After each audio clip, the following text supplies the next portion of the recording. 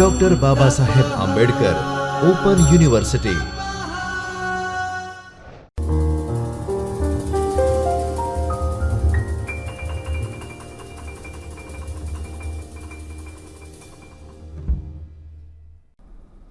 Welcome students. Doctor Baba Saheb Ambedkar open university online virtual ટેકનોલોજીના માધ્યમથી તમારું દિલથી સ્વાગત કરે છે અર્થશાસ્ત્રના આ ક્લાસમાં. ખરેખર સ્વતંત્ર છો તમે, તમારી રીતે, તમારા સમયે, તમારી અનુકૂળતાએ, તમારી પદ્ધતિએ બેસીને અભ્યાસ કરો, રાઈટ? આપણે જે સેકન્ડ યર અભ્યાસક્રમ છે પેપર 4 ગુજરાતનું અર્થતંત્ર, ઇકોનોમી ઓફ ગુજરાતનું અર્થતંત્ર, એના તમે તબક્કાવાર અભ્યાસ કરો છો. જુદા જુદા પ્રકરણોનો પણ તમે અભ્યાસ કરો છો. તો આજે આપણે એ પ્રકરણનો અભ્યાસ કરવાના છીએ કે જે ગુજરાતની વસ્તી વિશે આપણને પરિચય આપશે. વસ્તીનો અભ્યાસ શા માટે કરવો જોઈએ, જનગણના શા માટે થાય છે, વસ્તી ગણતરી શા માટે થાય છે. હવે ભારતમાં કેટલી વસ્તી છે આપણે ખબર ન હોય તો વાંધો નહીં, ઇટ્સ ઓકે, આપણે નથી જાણતા તો. ગુજરાતમાં કેટલી વસ્તી છે એની જાણકારી ન હોય તો ચાલે. કદાચ તમે વ્યક્તિગત રીતે આપણે ન જાણીએ તો ચાલે, પણ જો આપણે કોઈ મોટા પ્રકારનું આયોજન કરતા હોઈએ તો આપણને એની જાણકારી હોવી જોઈએ. ધારો કે કોઈ પરિવાર છે, એમાં પણ કોઈ પ્રસંગોપાત કેટલા લોકો, કેટલા મહેમાન આવવાના છે એની સંખ્યાનો પણ અંદાજ લેવામાં આવે છે. તો જ્યારે સરકાર મોટા પાયા પર ઘણું બધું આયોજન કરતી હોય તો એણે તો જનગણના, વસ્તી ગણતરી કરવાની હોય.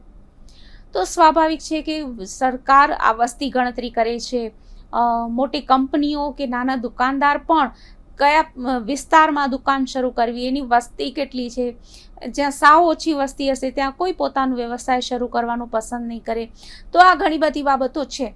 હવે દાખલા તરીકે ઘણી બધી એવી પણ પ્રોડક્ટ્સ હોય છે કે જે કેટલા લોકો ખરીદે એમ છે, એ બધાનું પણ હવે ધ્યાનમાં રાખવાનું હોય છે. તો ઘણા બધા લોકો આ વસ્તી ગણતરીની માહિતીનો ઉપયોગ કરે છે, પણ વસ્તી ગણતરી કરાવે કોણ છે?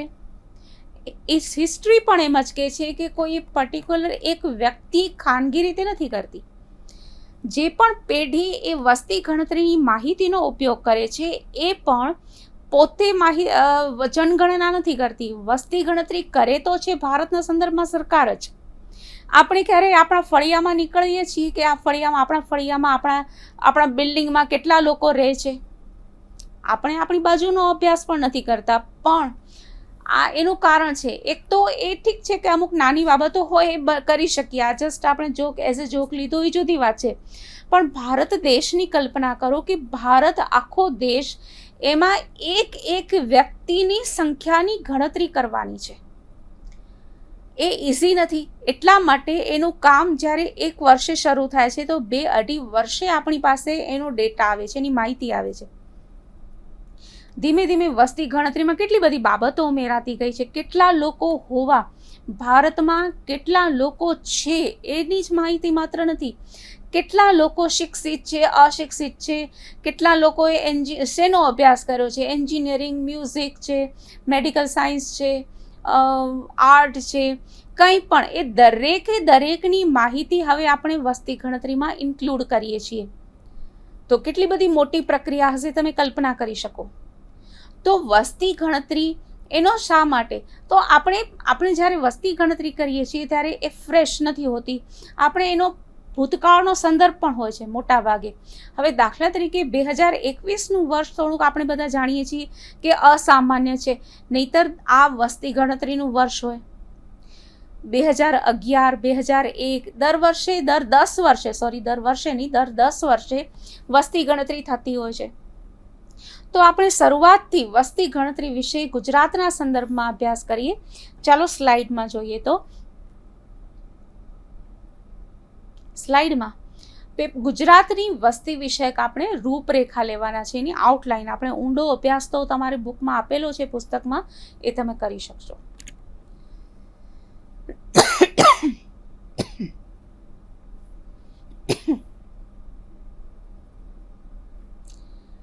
આ વ્યાખ્યાન ખંડનો અભ્યાસ કર્યા પછી તમે વસ્તી ગણતરીનો ઇતિહાસ જણાવી શકશો. જુઓ, ઇતિહાસ પણ આપણે સમજવાના છીએ, થોડુંક ઇન્ટરેસ્ટિંગ છે.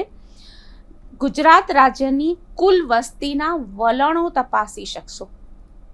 વલણ એટલે શું એ આપણે જોવાના છીએ. વસ્તી ગણતરી સાથે જોડાયેલા ખ્યાલોને સમજાવી શકશો. એટલે આપણે પોતે તો સમજીએ જ, પણ એનાથી પૂરતું નથી કે જ્યારે આપણે બીજાને પણ સમજાવી શકીએ. એક વચ્ચે શબ્દ આપણે સમજી લઈએ કે વલણ એટલે શું. ટ્રેન્ડ, એને આપણે ઇંગ્લિશમાં એના માટે વર્ડ છે ટ્રેન્ડ. વલણ એટલે કે એ દિશા, એનો ટ્રેન્ડ કઈ તરફ જાય છે, એમાં કયા પ્રકારના લક્ષણો છે, એમાં શું ફેરફાર થઈ રહેલા છે છેલ્લા થોડા સમયમાં. તો આ ટ્રેન્ડ જાણવો હોય, દાખલા તરીકે છેલ્લા 50 વર્ષમાં સ્ત્રીઓની સંખ્યામાં વધારો, જનરલી આપણે ભારતમાં કે અન્ય દેશોમાં, ભારત વિશે આપણે કહી શકીએ, અન્ય દેશોનો હજી સુધી એ બાબતે મેં અભ્યાસ નથી કર્યો, તમે જરૂર કરી શકો કે સ્ત્રી પુરુષનો જાતિ ગુણોત્તર શું હશે. સ્ત્રી પુરુષનો જાતિ ગુણોત્તર અસમાન હોવો, એટલે કે દર 1000 પુરુષોની સંખ્યાએ સ્ત્રીઓની સંખ્યા ઓછી હોવી, એ સ્ત્રીઓનું સામાજિક સ્થાન નીચું ગણાય છે. તો આપણે ટ્રેન્ડ જોઈએ કે આપણે સ્ત્રીઓને શિક્ષણ આપીએ છીએ, સ્ત્રીઓની સામાજિક સ્થાન વિશે એટલી જાગૃતિ ફેલાવીએ, તો હવે શું સ્ત્રીઓની સંખ્યા વધી હશે. તો છેલ્લા આપણે 40 વર્ષના આંકડા ભેગા કરીએ તો ટ્રેન્ડ શું છે, ટ્રેન્ડ એટલે કઈ બાજુ પ્રવાહ જાય છે, એનો વલણ કઈ બાજુનું છે, એ આપણે જાણી શકીએ. રાઈટ. તો આગળ આપણે આ બાબત જોઈ. પહેલાં તો આપણે જે ઇન્ટરેસ્ટિંગ ટોપિક જોવાનો છે એ છે હિસ્ટ્રી, ઇતિહાસ. સ્લાઇડમાં શું કહે છે, સ્લાઇડ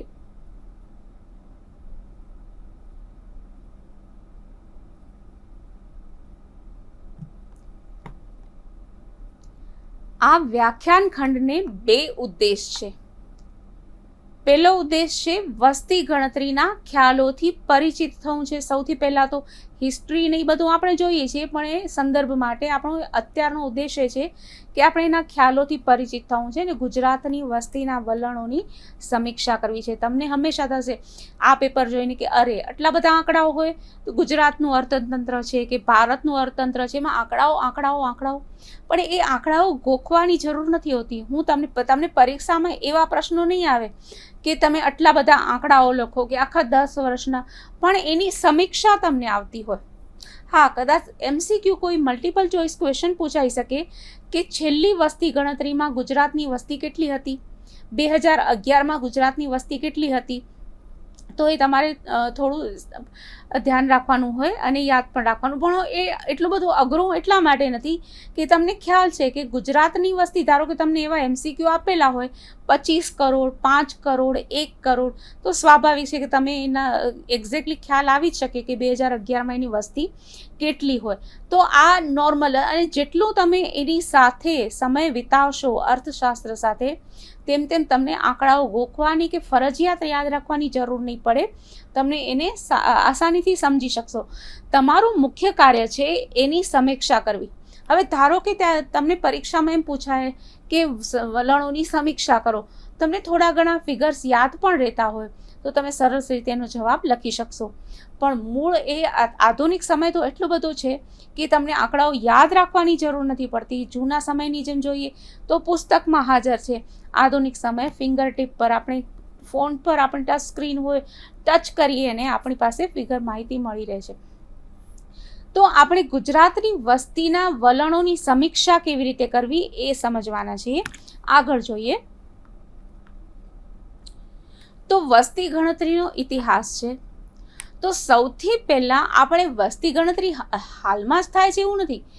કૌટિલ્યના સમયમાં, આપણે અર્થશાસ્ત્ર છે તો સ્વાભાવિક છે કે આપણે કૌટિલ્યનું આપણે અર્થશાસ્ત્ર કેવું હતું એ આપણને રુચિનો વિષય છે. તો એ સમયે પણ વસ્તી ગણતરીનો ઉલ્લેખ જોવા મળ્યો છે. રોમન સમ્રાટો પણ દર 5 વર્ષે જનગણના કરાવતા. તમે કદાચ ચાણક્ય સિરિયલ જોઈ છે તો એમાં આ બધું આવતું હશે. એમાં એક્ઝેક્ટ તો રાજકીય ઇતિહાસ વધારે છે, પણ એ ભૂતકાળમાં પણ આવું બધું થતું. એ રાજકીય પદ્ધતિ હતી કે રાજાઓ વસ્તી ગણતરી કરાવતા. મુગલ સમ્રાટો પણ વસ્તી ગણતરી કરાવતા તેવો ઉલ્લેખ ક્યાં છે? આઈને અકબરીમાં.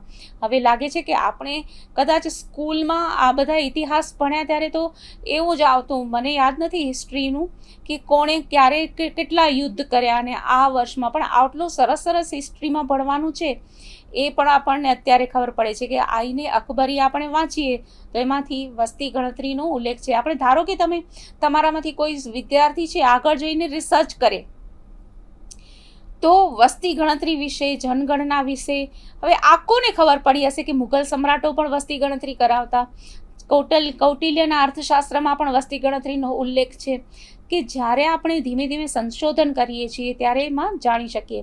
પછી શક્ય છે કે કોઈકને રસરૂચિ પડે તો એમ આવે કે રામાયણમાં અથવા તો રામાયણ કાળમાં અથવા તો રામના સમયમાં વસ્તી ગણતરીનો ઉલ્લેખ છે કે નહીં, મહાભારત સમયે એમાં વસ્તી ગણતરીનો ઉલ્લેખ છે કે નહીં. આપણે ઘણા બધા ઇતિહાસના સંશોધનો કરી શકીએ. તો આપણી પાસે હિસ્ટોરિકલી એનો મતલબ એ કે જનગણના એક શાસક, એ પ્રશાસન જે કરતું હોય, વહીવટ જે કરતું હોય, એને પોતાની પાસે કેટલા લોકોની વસ્તી છે એ માહિતી હોવી જોઈએ. માત્ર સંખ્યા નહીં, સ્ત્રી કેટલી, પુરુષ કેટલા, બાળકો કેટલા, વૃદ્ધો કેટલા, શિક્ષિત કેટલા, અશિક્ષિત કેટલા, એ લોકોનો અભ્યાસ કયો છે, અભ્યાસનો પ્રકાર કયો છે, એ લોકોને કોઈ બીમારી છે કે નહીં, આ બધી બાબતોને આપણે ઇન્ક્લુડ કરીએ છીએ. જેમ જેમ સમય જાય છે, કેટલા લોકો પાસે 2 વ્હીલર છે, કેટલા લોકો પાસે 4 વ્હીલર છે, લોકો કેવી રીતે પ્રવાસ કરે છે, બસનો ઉપયોગ કેટલા કરે છે, દરેક પ્રકારની કોના ઘરમાં કેટલા રૂમ એટલે કે ઓરડાઓ આવેલા છે, કોના ઘરમાં પીવાના પાણીની સુવિધા છે. મોટાભાગે આ બધી એટલે જ તો બધી સ્કીમ આગળ વધી શકે કે હા આટલા સમયમાં બધાના ઘરે નળથી જળ પહોંચાડવાની સ્કીમ આગળ આવી શકે.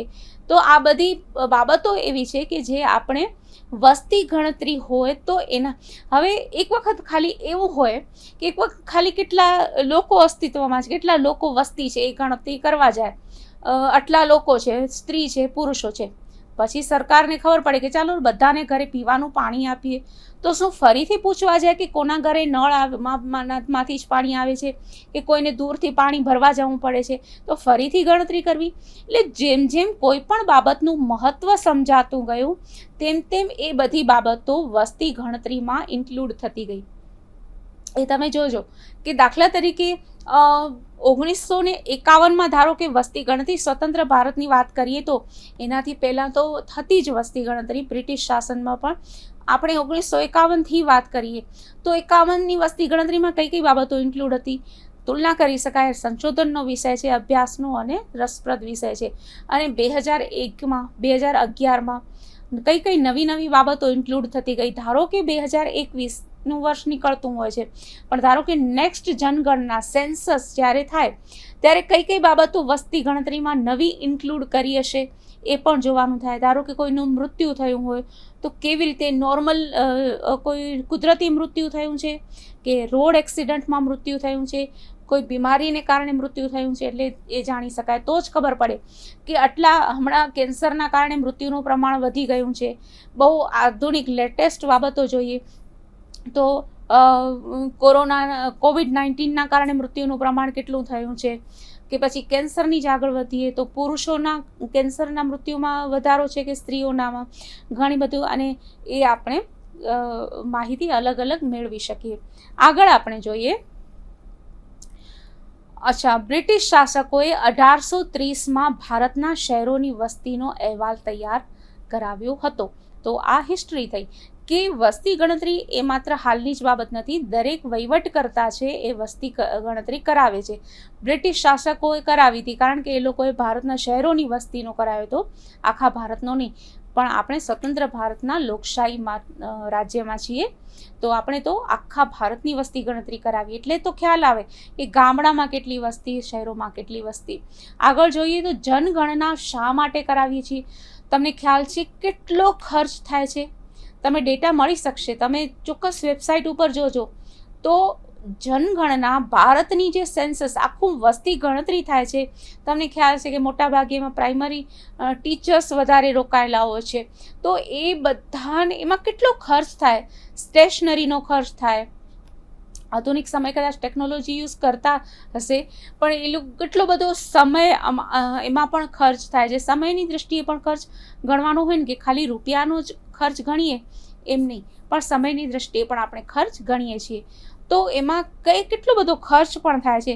તો આટલું બધું થાય છે, કામ એટલું લાંબુ ચાલે છે, 2, 4, 5 દિવસ કે 1 મહિનામાં આપણે માહિતી નથી મળતી.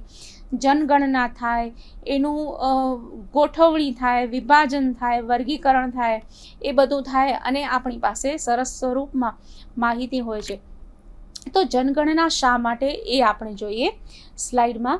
તો એક તો જાહેર ક્ષેત્રના આયોજનમાં એ સહાયક બને છે. હવે જેમ આપણે વાત કરી અને હિસ્ટ્રી પણ જોયું કે આપણે જાહેર ક્ષેત્રમાં જે આયોજકો હોય છે એ લોકો આ જનગણના કરાવે છે. ખાનગી પેઢીઓને પણ માંગનું સંચાલન કરવામાં સહાયક બને છે. માંગનું સંચાલન એટલે કે દાખલા તરીકે હવે કઈ વસ્તુનું ઉત્પાદન વધારે કરવું.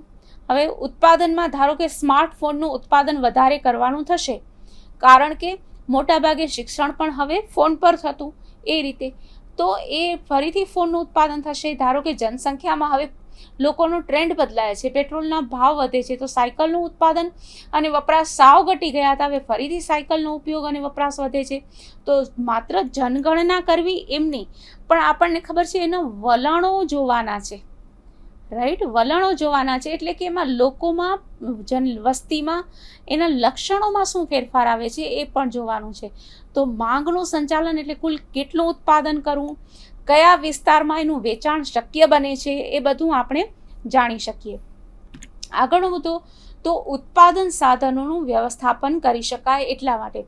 હવે ઉત્પાદન સાધનો જમીન, મૂડી, શ્રમ અને નિયોજન ક્ષમતા એ ઉત્પાદનના 4 સાધનો છે. એનું વ્યવસ્થાપન કરી શકાય કે આટલી વસ્તી છે તો બાળકોની સંખ્યા, બાળકોનો જન્મદર વધારે છે તો વધારે સ્કૂલોની જરૂર પડશે.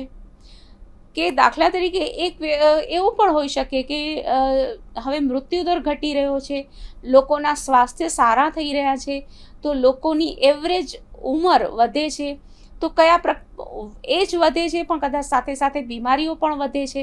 તો આ બધી બાબતોના આધારે દવાનું ઉત્પાદન વધારે કરવું જરૂરી બનશે. વધારે હોસ્પિટલોની જરૂર પડશે, નર્સિસની વધારે જરૂર પડશે, ડૉક્ટર્સની જરૂર પડશે. તો ઉત્પાદનના સાધનો કઈ બાબતનું ઉત્પાદન કરવામાં વાપરી શકાય એ અહીંયા જાણી શકાય છે. હા, આ મુદ્દો જુઓ તો સૌથી મહત્વનો ગણાય, કારણ કે જીવંત ઉત્પાદન સાધન તરીકે શ્રમ બળનું આયોજન કરી શકાય. હવે આપણે જાણીએ છીએ કે ઉત્પાદનના 4 સાધનો છે: જમીન, મૂડી, શ્રમ અને નિયોજન ક્ષમતા. તો એમાંથી 4માંથી 2 સાધનો તો જીવંત છે, ઉત્પાદનના સાધનો. હવે ઉદાહરણ તરીકે તમે કલ્પના કરી શકો કે થોડોક સમય જમીનનો કોઈ ટુકડો વપરાય વગર પડ્યો છે, તો એમાં કોઈ વાંધો નહીં આવે. આપણી પાસે કેટલીક મૂડી વપરાયા વગરની પડી છે, બચત પડી છે, તો એ થોડો સમય ઉપયોગ વગરની પડી હોય તો વાંધો નહીં આવે. પણ જ્યારે કોઈની શ્રમ શક્તિ, ઉત્પાદનનું સાધન શ્રમ ઉપયોગમાં લીધા વગર એમને એમ પડ્યું રહેશે, તો એના કારણે ઘણી બધી અલગ અસરો થશે. કારણ કે જ્યારે શ્રમનો ઉપયોગ નથી કરવામાં આવતો તો એટલા સમયનો શ્રમ વેડફાઈ જાય છે. ધારો કે શ્રમનો ઉપયોગ નથી કરવામાં આવતો તો એનો મતલબ કે બેરોજગારીનું પ્રમાણ વધારે છે. બેરોજગારીને કારણે ઘણા બધા અસામાજિક પરિબળોનો જન્મ થાય છે, માનસિક અસર થાય છે, ઘણી બધી અસરો થાય છે. એટલે શ્રમને ઘણી વખત તો એવું કહેવાય છે કે કંઈ પણ કામ ન હોય તો શ્રમને એટલે કે વ્યક્તિને એક્ટિવ એટલે કે સક્રિય રાખવું જોઈએ, કે જેથી કરીને એનામાં નકારાત્મક વિચારો ન આવી શકે. આ રીતે સક્રિય રહે, અસામાજિક પ્રવૃત્તિ ન થાય અને શ્રમિક યોગ્ય રોજગાર મેળવી શકે, એ બધા માટે પણ શ્રમબળનું આયોજન હોવું જરૂરી છે. ઘણી વખત એવું થાય છે, આપણે ભારતનો જ એ અમુક ઉદાહરણો હતા કે શ્રમિકો પણ હોય એટલે કે બેરોજગાર લોકો હોય, એના કરવા માટે કામ પણ હોય, છતાં બંને એકબીજા સાથે મળે નહીં. શ્રમિકોને કામ ન મળે અને કામને શ્રમિક ન મળે, તો આ રીતે બેરોજગારી વધતી રહેતી. તો આ રીતે થતું. આગળ જોઈએ. હવે વસ્તી ગણતરી સાથે જોડાયેલા કેટલાક ખ્યાલો આપણે જોઈએ. હવે આ અમુક એટલી સામાન્ય મારી દ્રષ્ટિ બાબતો છે, આનાથી તમે સ્કૂલમાં કદાચ પરિચિત હશો અને છતાં આપણે ફરીથી એનો પરિચય તો લઈ જ લઈએ. તો જન્મદર, મૃત્યુદર, વસ્તી વૃદ્ધિ દર, જો અહીંયા ફરીથી થોડુંક મારું ટાઈપિંગમાં મિસ્ટેક છે, બાળ મૃત્યુદર એટલે કે બાળકોનો મૃત્યુદર, પ્રજનન દર, આ બધા કોન્સેપ્ટ એટલે કે વસ્તી ગણતરી સાથે જોડાયેલા ખ્યાલ છે. હવે દાખલા તરીકે વસ્તી કેમ વધે? તો જ્યારે જન્મ દર કરતાં મૃત્યુ દર ઓછો હોય ત્યારે કુલ વસ્તી વધે. હવે જન્મ દર કેટલો? તો આપણે, તમને ખ્યાલ છે ને, આપણે પર્સેન્ટેજ, આપણે જ્યારે ટકાની ગણતરી કરીએ છીએ, ટકાવારી, ત્યારે એમાં 100ની સંખ્યામાં ગણતરી કરીએ છીએ. પણ જ્યારે વસ્તી ગણતરી થાય છે ત્યારે દર 1000ની સંખ્યાએ થાય છે. દાખલા તરીકે આપણે ગણતરી કરવી છે કે કોઈ એક પર્ટિક્યુલર શહેરમાં અથવા તો એક ટાઉન, નાનું એવું શહેર છે, એમાં હોસ્પિટલમાં પથારીઓની સંખ્યા કેટલી? તો એ વસ્તીના આધારે ગણતરી થતી હોય તો દર 1000ની સંખ્યાએ આટલા ડૉક્ટર્સ છે, દર 1000ની સંખ્યાએ આટલી હોસ્પિટલમાં બેડ છે એટલે કે પથારીઓ છે. આ રીતે દર 1000ની વસ્તીએ એ ગણતરી થાય છે. તો વસ્તી ગણતરી અથવા તો એની સાથે કોઈ પણ રિલેટેડ કોન્સેપ્ટ હોય તો ત્યાં 1000ની સંખ્યાએ થાય છે. હવે એની સૂત્ર અથવા તો એનું ફોર્મ્યુલા શું હોઈ શકે? દાખલા તરીકે જન્મદર, તો જન્મદરનો ફોર્મ્યુલા આપણે ગણતરી જે કરવાની હોય છે એ 1000ની દ્રષ્ટિ કરવાની હોય છે. કેવી રીતે? તમે સ્લાઇડ પર જરા ધ્યાન આપો. તો 1 વર્ષ દરમિયાન જન્મેલા બાળકોની સંખ્યા ભાગ્યા કુલ વસ્તી ગુણ્યા 100, ફરીથી મારી જ ભૂલ થઈ, 1000, 1 વર્ષ દરમિયાન જન્મેલા બાળકોની સંખ્યા ભાગ્યા કુલ વસ્તી ગુણ્યા 1000. આપણે 1000ની જ ગણતરી કરવાની છે. દર, જન્મ દર, મૃત્યુ દર, વસ્તી વૃદ્ધિ દર, આ બધા દર છે. પ્રજનન દર, એ 1000ની ગણતરી થાય. નંબર 1 જુઓ કે અહીંયા આપણે કેટલો સમયગાળોની ગણતરી કરીએ છીએ?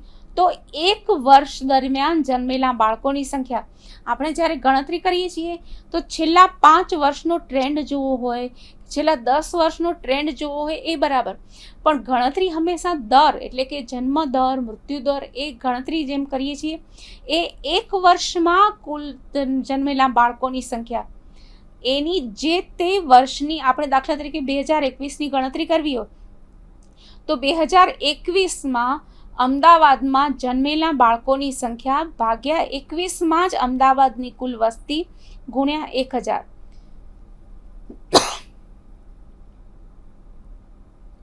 ભારતની વાત કરીએ તો આખા ભારતમાં 2021માં જન્મેલા બાળકોની સંખ્યા ભાગ્યા આખા ભારતની 2021ની વસ્તી ગુણ્યા 1000. 1000 તો રહેશે જ, ભાગ્યા કુલ વસ્તી, એટલે જે પણ વિસ્તારનો જન્મદર અથવા તો ગણતરી કરવી હોય, ભારતની જ કરવી હોય, ગુજરાતની કરવી હોય, તો ગુજરાતની કુલ વસ્તી ને એને કોનાથી ભાગવાની છે? આખા 1 વર્ષ દરમિયાન ગુજરાતમાં જન્મેલા બાળકોની સંખ્યા ભાગ્યા ગુજરાતની વસ્તી.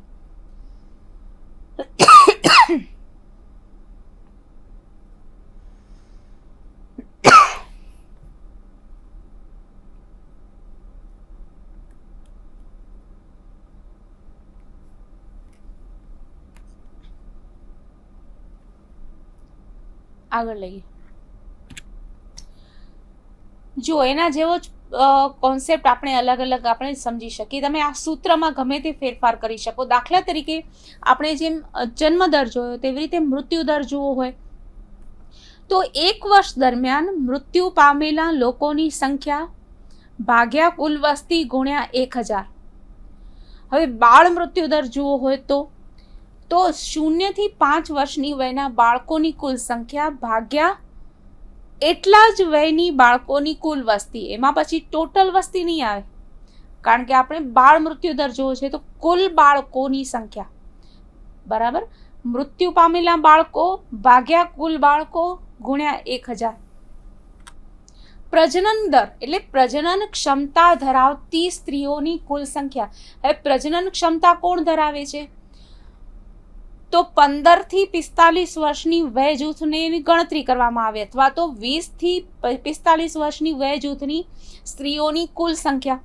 એમાં આપણે જે પણ રેફરન્સ આપણે લીધો હોય એ પ્રમાણે સામાન્ય રીતે આપણો ગવર્મેન્ટના નિયમો પ્રમાણેનો લગ્નની વય છે છોકરીઓ માટે 18 વર્ષ છે, પણ એની પ્રજનન ક્ષમતા ક્યારથી હોય છે એ આપણે જે પણ ગણતરી અને રેફરન્સ હોય એ પ્રમાણે કરવાનું થાય. તો કઈ વય સુધી એની પ્રજનન ક્ષમતા હોય છે એ વય જૂથને ધ્યાનમાં રાખી પછી એમાં કુલ વસ્તી નહીં આવે, પણ એમાં 45 વર્ષ સુધીની સ્ત્રીઓની સંખ્યા.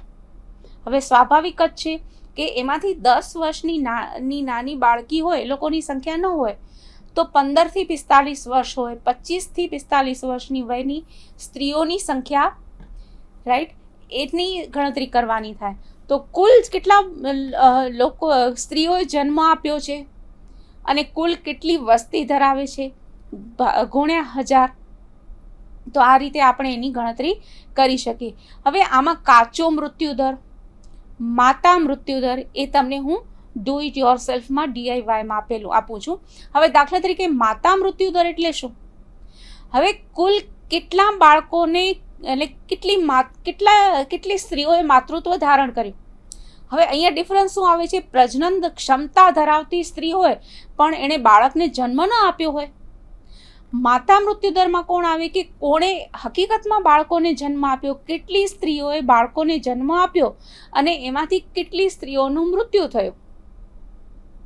રાઈટ, ધારો કે આપણે કોઈ પર્ટિક્યુલર હોસ્પિટલની નાની એવી શરૂઆત, આપણે આખા દેશની જ આમ તો ચર્ચા કરતા હોઈએ છીએ.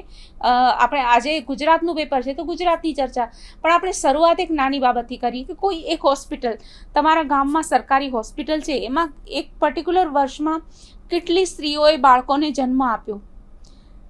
બરાબર, એ આપણી પાસે કુલ માહિતી કહેવાય. આપણે સંખ્યા લેવી છે કે કુલ કેટલી માતાઓનું મૃત્યુ થયું બાળકોને જન્મ આપીને, ભાગ્યા કુલ માતાની સંખ્યા ગુણ્યા 1000.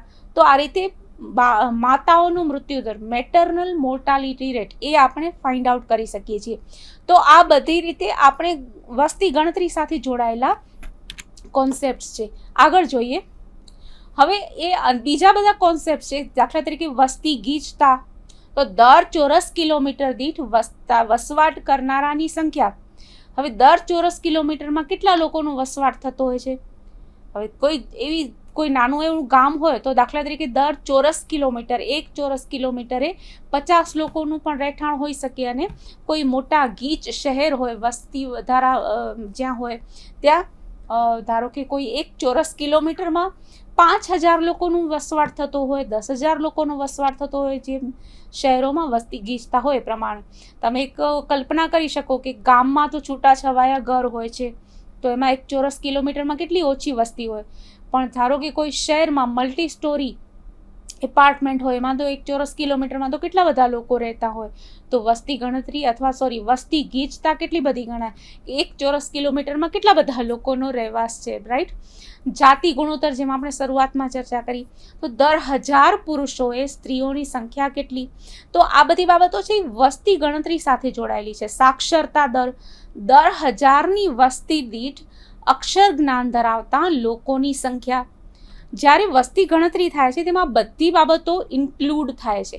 એટલે વસ્તી ગણતરી કરવી એટલે માત્ર કેટલા લોકો ગુજરાતના કેટલી વસ્તી છે એમ સંખ્યા નહીં, 5 કરોડ 6 કરોડ 7 કરોડ એમ નહીં, પણ એમાં સ્ત્રીઓ કેટલી, પુરુષો કેટલા, બાળકો કેટલા, વૃદ્ધો કેટલા, શિક્ષિત કેટલા, અશિક્ષિત કેટલા, જાતિ ગુણોત્તર કેટલો, મૃત્યુદર કેટલો. આ બધી બાબતો વસ્તી ગણતરી સાથે જોડાયેલી છે. ગુજરાતનો જ્યારે અભ્યાસ કરીએ, આપણે ગુજરાતમાં વસ્તીના વલણોથી પરિચિત થઈએ. જો અહીંયા 1971થી આપવામાં આવેલું છે, તો કુલ વસ્તી 267 લાખથી વધીને 2011માં 604 લાખ થઈ.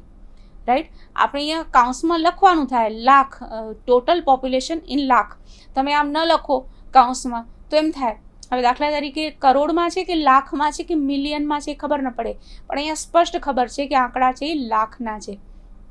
પોપ્યુલેશન ગ્રોથ રેટ તો છેલ્લા 10 વર્ષમાં 29% વસ્તી વધી હતી 1971માં, અને 2011માં વસ્તી વૃદ્ધિનો દર ઘટી ગયો છે, કારણ કે આપણે વસ્તી નિયંત્રણના પગલાં લે છે, બધા નાના પરિવારને પસંદ કરે છે. તો સ્વાભાવિક છે કે 1971માં જે વસ્તી વૃદ્ધિ દર હોય એ 2011માં એના કરતાં વસ્તી વૃદ્ધિનો દર ઓછો થઈ જાય. પણ એક પ્રશ્ન એ છે કે 1991માં જે દર હતો એના કરતાં 2001માં કેમ વસ્તી વૃદ્ધિનો દર વધી ગયો છે?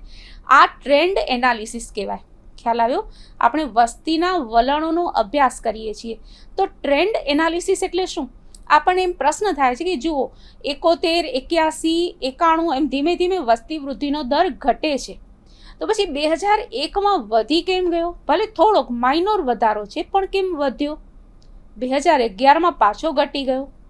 તો અહીંયા આપણો સંશોધનનો પ્રશ્ન થાય કે કેમ વધ્યો, રાઈટ? તો આ ટ્રેન્ડ એનાલિસિસ છે. વસ્તીના વલણોનો અભ્યાસ કરીએ છીએ. અન્ય વલણો તો જન્મદર અને મૃત્યુના દરના શું વલણો છે? ધીમે ધીમે જન્મદર ઘટતો જાય છે. મૃત્યુદર ઘટે છે કે વધે છે? છેલ્લા 50 વર્ષમાં મૃત્યુદરમાં ધીમે ધીમે ઘટાડો થયો છે કે વધારો થયો છે? બાળ મૃત્યુદર ધીમે ધીમે છેલ્લા 50 વર્ષમાં, છેલ્લા 10 વર્ષમાં, છેલ્લા 20 વર્ષમાં બાળ મૃત્યુદરમાં શું ફેરફાર આપણે જોવા મળે છે? જાતિ ગુણોત્તર દર 1000 પુરુષોની દ્રષ્ટિએ સામે કેટલી સ્ત્રીઓની સંખ્યા છે છેલ્લા 20 વર્ષમાં, 30 વર્ષમાં? તો જાતિ ગુણોત્તરના આ બધા વલણો કહેવાય છે. હવે આ બધી વિગતો તમે આસાનીથી તમને મળી શકશે, કાં તો તમે સેન્સસ 2011ના ડેટાનો અભ્યાસ કરી શકો. જ્યાં સુધી આપણી પાસે નેક્સ્ટ ઓથેન્ટિક વસ્તી ગણતરીના સરકારી આંકડા ન આવે ત્યાં સુધી ઓથેન્ટિક ફિગર્સ જ ધ્યાનમાં લેવાના. અને એટલા માટે આપણે હજી સુધી તો 2011ની વસ્તી ગણતરીનો જ ઉપયોગ કરીએ છીએ. નેક્સ્ટ જ્યારે પણ આપણી પાસે 2021 અથવા તો એના પછીના જ્યારે પણ ટોટલ પોપ્યુલેશન સેન્સસ આવી જશે, આપણે એનો ઉપયોગ અને એનાલિસિસ કરીશું. પણ ઓથેન્ટિક એના ડેટા હોવા અત્યંત જરૂરી છે. કોઈ પણ વસ્તી ગણતરી કરી જ ન શકે. કેવી રીતે કરી શકે? આટલી મોટી વિશાળ વસ્તી છે. ગુજરાતની વસ્તીનું ધ્યાનમાં લો, ભારત દેશની વસ્તીને ધ્યાનમાં લો, કેટલી બધી વસ્તી છે. તો ઓથેન્ટિક એનો જવાબ કોણ આપે? આધારભૂત એનો સાચો જ માનીએ આપણે. કેટલું બધું કહેવાય. દાખલા તરીકે આજે જ વસ્તી ગણતરી થઈ, એક પરિવારમાં કેટલા લોકો છે? 5 લોકો છે, રાઈટ? હવે એ 1 કલાક પછી આપણે જે વસ્તી ગણતરી કરવાવાળા આપણા ઘરે આવ્યા હોય અને ત્યાં જ હોસ્પિટલમાંથી સમાચાર આવે કે આપણા ઘરે મહેમાન આવી ગયા છે નાના, તો એ વસ્તી ગણતરી ફરીથી એની સંખ્યા જ વધી જાય. તો એ તેમ છતાં પણ એ ઓથેન્ટ એટલા માટે કેટલો બધો તાત્કાલિક એનો વધારો થતો હોય છે. આપણે એવું કહેવાય છે કે દર વર્ષે ભારતમાં એક ઓસ્ટ્રેલિયા ઉમેરાય છે. એનો મતલબ એ કે આપણી પાસે ઓલિમ્પિકમાં દર વર્ષે ઓસ્ટ્રેલિયાની વસ્તી 7 મેડલ જીતતી હોય, તો ભારતમાં એનીવેઝ એમાં સ્પર્ધાનું કદાચ મહત્વ નથી. આપણે કોઈક બીજી બાબતમાં શ્રેષ્ઠ હોઈ શકીએ. તો આ છે વસ્તી વધારાના અથવા તો વસ્તીના વલણો. ગુજરાતની વસ્તીનું આ તમે એનાલિસિસ તમે કરજો, ડુ ઇટ યોર સેલ્ફ. તમે છેલ્લા જાતિ ગુણોત્તરનો એનાલિસિસ કરો. ટ્રેન્ડ છેલ્લા 20 વર્ષ 30 વર્ષનો જે ટ્રેન્ડ રહ્યો હોય તે. સ્લાઇડ શું કે છે નેક્સ્ટ આપણી? તમે મારો સંપર્ક કરજો, રાઈટ? ઈમેલ આઈડી છે kruti.chhaya@baou.edu.in અને બ્લોગ છે krutischhaya.blogspot.com. ડોટમાં ક્યાંય ફરક ન પડે એ ધ્યાન રાખજો.